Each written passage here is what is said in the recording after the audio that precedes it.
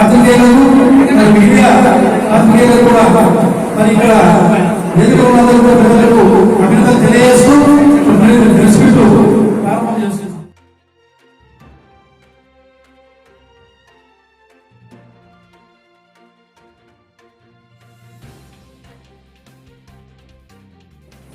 మరియు అందరికీ పేరు పేరున పలకరిస్తూ మీ అందరికీ నమస్కరిస్తూ ఇక్కడికి ఇచ్చేసి కార్యకర్తలకు ఈరోజు ఈ యొక్క ప్రెస్ మీట్ యొక్క ముఖ్య ఉద్దేశం రేపు 13వ తారీఖున జరగబోయే పార్లమెంట్ ఎలక్షన్స్ లో ఏ విధంగా మనం జీవన్ రెడ్డి గారిని గెలుపుకు సహాయపడతామో ఆ విషయాలు చెప్పడానికి ఈరోజు ఈ సమావేశం ఏర్పాటు చేసుకున్నాం. జిల్లా ప్రజలకు తెలియజేస్తున్నాం. వారు సమితి ప్రెసిడెంట్గా ఇండిపెండెంట్ సమితి ప్రెసిడెంట్గా రాజకీయ జీవితాన్ని స్టార్ట్ చేసి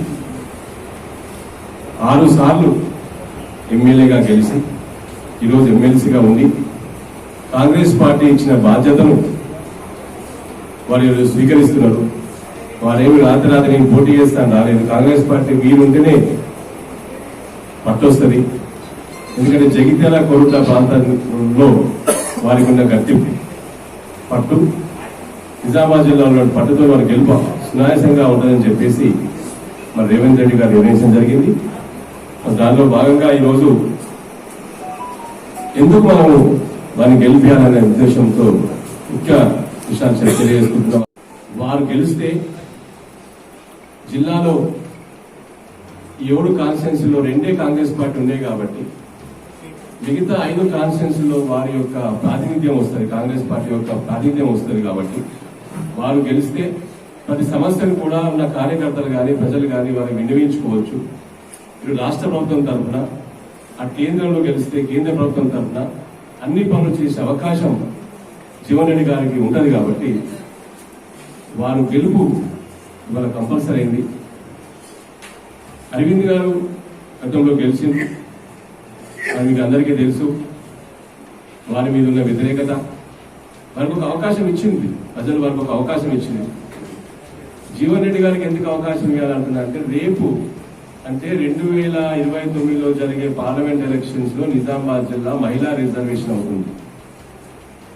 17 కాన్స్టిట్యున్సీలో 17 పార్లమెంట్ కాన్స్టిట్యున్సీలో హైయెస్ట్ మహిళలు ఉన్నది కాన్స్టిట్యున్సీ నిజామాబాద్ పార్లమెంట్ కాన్స్టిట్యున్సీ. రేపు జీవన్ రెడ్డికి అవకాశం రాదు, నాకు అవకాశం రాదు, ఎవరికి అవకాశం రాదు. మహిళలకు ఫస్ట్ రిజర్వ్ అవుతుంది నిజామాబాద్ కాన్స్టిట్యున్సీ. 1,00,000 పైగా మహిళలు ఎక్కువ ఉన్నారు మగవాళ్ళ కంటే.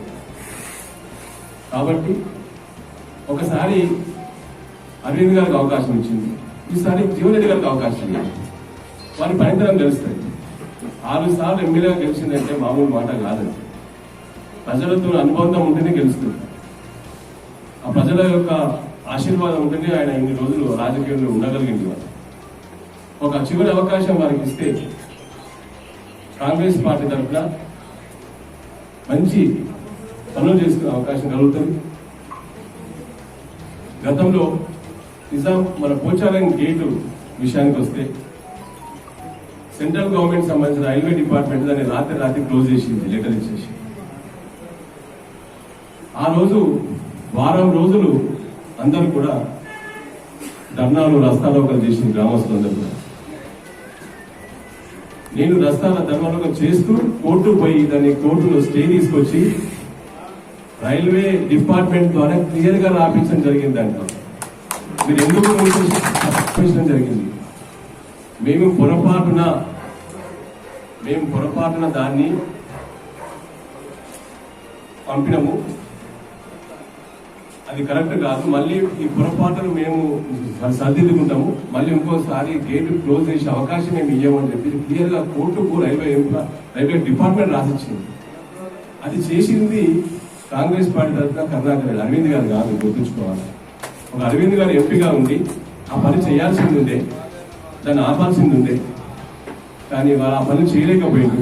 చెప్పిండొచ్చు, నేను అంటలేదు, కానీ పని కోర్టు ద్వారానే జరిగింది. మరి కాబట్టి ఈ ప్రాంతానికి పనిచేసే వ్యక్తులే కావాలి, కానీ పనిచేయని వ్యక్తులు మనకు అవసరం లేదు. ఇది ఒక ఎగ్జాంపుల్, అరవింద్ గారి పనితనానికి ఇది ఒక ఎగ్జాంపుల్ అని చెప్పి నేను తెలియజేస్తున్నాను. పసుపోటు విషయంలో కానీ ఎక్కడ కూడా బునియాది వల్లే, పేరుకు మాత్రమే పసుపోటు. ఇది కూడా రేపు 15 లక్షల లెక్క కావచ్చు, 15 లక్షలు ఇంటికి 15 లక్షలు ఇస్తాన లెక్కలు కావచ్చు ఇది కూడా. కాబట్టి ఆలోచన చేయాలని చెప్పి తెలియజేస్తూ, మరి బీజేపీ ముఖ్యంగా 3 చాలా విషయాలు మేము అది చేసినాం ఇది చేసినాం చెప్పుకుంటారు. ఒక 3 చాలా విషయాలు చెప్పొచ్చు. ఒక 3 విషయాలు నేను ప్రస్తావిస్తాను. 80 కోట్ల మందికి మేము రేషన్ ఇస్తున్నామని చెప్పేసి చెప్పుకుంటా ఉన్నాం. అట్లనే మేము రైల్వే డిపార్ట్మెంట్లో ఆ రూపాయి కిలో బియ్యాన్ని ఇవాళ 0 ఇస్తుంది. మరి యాక్ట్ చేసింది ఎవరు? ఇంతమందికి 80 కోట్ల మందికి ఇవాళ ఫ్రీ రేషన్ ఇస్తుంది అంటే అది కాంగ్రెస్ పార్టీ పుణ్యం. ఇంకొకటి, ఈ ఉపాధి హామీ పథకం వల్ల గమనించాలా, ప్రెస్ సోదరులు గమనించాలా, 2008, 2009 సంవత్సరంలో ప్రపంచంలో ఆర్థిక మాంద్యం వచ్చింది, రెసిషన్ వచ్చింది. ఈ ఆర్థిక మాంద్యం వచ్చినప్పుడు ప్రపంచంలో ఎన్నో ఉద్యోగాలు పోయినాయి, ఫ్యాక్టరీలు మూతపడ్డాయి, ఎన్నో జరిగినాయి. మన దేశంలో ఆ పరిస్థితి రాలేదు.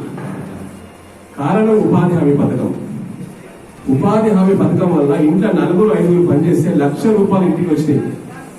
ఈ ₹1,00,000 ఇంటికి వచ్చడం వల్ల ప్రతి వ్యక్తి కొనుగోలు శక్తి పెరిగింది. కొనుగోలు శక్తి వలన మన దగ్గర ఆర్థిక మాంద్యం రాలేదు. ప్రపంచం అంతా ఉద్యోగాలు పోయినాయి, లోన్స్ కట్టలేని పరిస్థితి, కొత్త లోన్లు రాని పరిస్థితి. దీనికి అంతటి కారణం ఆర్థిక మాంద్యానికి, ప్రపంచం జరిగే మాంద్యానికి దీన్ని మనము కాపాడుకున్నాం ఉపాధి హామీ పథకం వల్ల. అదే కోవిడ్ వల్ల కూడా, కోవిడ్ టైంలో ప్రపంచం అంతా ఆర్థిక మాంద్యం వస్తే భారతదేశంలో రాలేదు. దానికి కారణం ఉపాధి హామీ పథకం. ఎప్పుడైతే ప్రజల లోపల మనం డబ్బుని పంపిణీ చేస్తామో, ఆ డబ్బును పంపిణీ చేసినప్పుడు ఆర్థిక మాంద్యం రాదు. మనం ఏ విధంగా పంపిణీ చేసినాము? ఫ్రీగా ఏం పంపిణీ చేయలేదు. వాళ్ళకు 4 గంటలు పని ఇచ్చి చెరువులో మట్టి నవ్వకం కానీ, కాలువలో పొడిక తీయడం కానీ, చెట్టు పెట్టడం కానీ, రోడ్ల పక్కన గడ్డి చెక్కడం కానీ, ఏదో ఒక పని చెబుతూ వారికి కాంగ్రెస్ పార్టీ ఉపాధి హామీ పథకం వల్ల డబ్బు రోజు ఈ యొక్క స్కీమ్ ని నీరు గాల్సానికి ప్రయత్నం చేస్తున్నారు. పార్లమెంట్ సాక్షిగా క్లియర్గా చెప్పింది వారు. పార్లమెంట్ సాక్షిగా క్లియర్గా చెప్పింది ఉపాధి హామీ పథకాన్ని నీరు గాలుస్తా అని చెప్పేసి. ఇది నాకు కూడా 2 లక్షల కోట్ల నుంచి 1,20,000 కోట్ల నుంచి 60,000 కోట్లకు దీన్ని తీసుకొచ్చింది వాళ్ళు. ఇవాళ కాంగ్రెస్ పార్టీ మళ్ళీ ఉపాధి హామీ పథకాన్ని ₹400 ఇస్తూ దీన్ని 2 లక్షల కోట్లకు తీసుకుపోతాయని చెప్పి క్లియర్ గా చెప్పడం జరుగుతా ఉంది. ఇదే కాకుండా బీజేపీ పార్టీ ఇంకోటి పెద్దగా చెప్పుకునేది ఆర్టికల్ 370. అసలు ఈ ఆర్టికల్ 370 అనేది ఏంటి అనేది మనం ఒకసారి, ఈ ఆర్టికల్స్ అంటే ఏంటి చాలా సార్లు నేను చెప్పిన, మళ్ళీ ఒకసారి ఎలక్షన్ ముందు గుర్తు చేస్తున్న కార్యకర్తల ద్వారా, బోధన పట్టణ ప్రజల కార్యకర్తలకు కానీ, ఈ నిజామాబాద్ కాన్స్టిట్యూన్సీ పార్లమెంట్ ప్రజలకు కానీ గమనించండి. తెలంగాణ ప్రజలు ముఖ్యంగా నిజాం గవర్నమెంట్ ఉత్తరప్రదేశ్ నుంచి చాలా మంది బ్రాహ్మణులను తీసుకొచ్చి ఇక్కడ అపాయింట్ చేసింది ఉద్యోగస్తులు. ఉద్దేశం వాళ్ళు ఏం గొప్పతనం లేదు, కేవలం కొన్ని గైడ్ లైన్స్. ఆ గైడ్ లైన్స్ ని మనం ఇప్పుడు తెలంగాణలో ఈ ములిగి రూల్స్ అమలు చేయకపోతే 69 ఉద్యమం తెలంగాణ ఉద్యమం వచ్చింది రాజు గమనించాలి. తెలంగాణలో ములిగి రూల్స్ అమలు చేయకపోతే మన దగ్గర 69 ఉద్యోగం వచ్చింది తెలంగాణ ఉద్యమం. ఇక్కడ తెలంగాణ ఉద్యమం వస్తే ఆంధ్రలో జయాంధ్ర ఉద్యమం వచ్చింది 71. ఇద్దరు మనం కొట్టుకోవాల్సి వస్తే మీద ఇందిరాగాంధీ ములిగి రూల్స్ క్రమబద్ధీకరిస్తూ 6 సూత్రాలు ఏర్పాటు చేసి 6 పాయింట్ ఫార్ములా ఏర్పాటు చేస్తారు. ఈ 6 పాయింట్ ఫార్ములా కూడా ఇంప్లిమెంట్ చేయకపోతే 16 జీవో వచ్చింది. ఈ 16 జీవో ఏంది? ఈ 6 పాయింట్ ఫార్ములా ఇంప్లిమెంట్ చేయాలని. ఎలక్ట్రానిక్ మార్క్స్ 8,000 కోట్లు బీజేపీ అకౌంట్ లోకి వచ్చినాయి. వాళ్ళ ఈడీ సిబిఐ రైట్ చేసి మీ మీద కేసులు కావద్దంటే మాకు బీజేపీ చందా అయ్యాల, అట్లా చందా వసూలు చేసింది వాళ్ళు. మీకెవరికైనా ప్రాజెక్టులు రావాలంటే, కాంట్రాక్ట్ రావాలంటే మాకు ఇంత చందా అయింది, ఈ చందా ఇస్తే మీకు కాంట్రాక్ట్ ఇస్తుంది. ఆ విధంగా వస్తుంది. క్లియర్గా ఉంది వాళ్ళ రికార్డులో ఉంది వాళ్ళు. ఇవన్నీ చెప్పొద్దని చెప్పేసి సీక్రెట్ గా జీవో జారీ చేసి మన సుప్రీంకోర్టు ఎందుకు చెప్పొద్దు ప్రజలకు తెలవాలని చెప్పేసి చెప్పడం జరిగింది. వాళ్ళు 2 కోట్ల రూపాయలు బీజేపీ అకౌంట్ లో పడ్డది. దీని గురించి హిందుత్వవాదులు కానీ ఆర్ఎస్ఎస్ కానీ ఏం మాట్లాడతారు? సవాల్ చేస్తారు. ఇక్కడ నుంచి ఒక హిందువుగా సవాల్ చేస్తారు. మరి వాళ్ళు రోజు మాట్లాడతారు కదా ఆవు గురించి, ఎద్దు గురించి. మరి దాని పైసలు, ఆ కంపెనీ పైసలు బీజేపీ అకౌంట్ లో ఎందుకు పడ్డాయి? మీ నిజాయితీ పనులు కదా, ఆవు మీకు తల్లి కదా,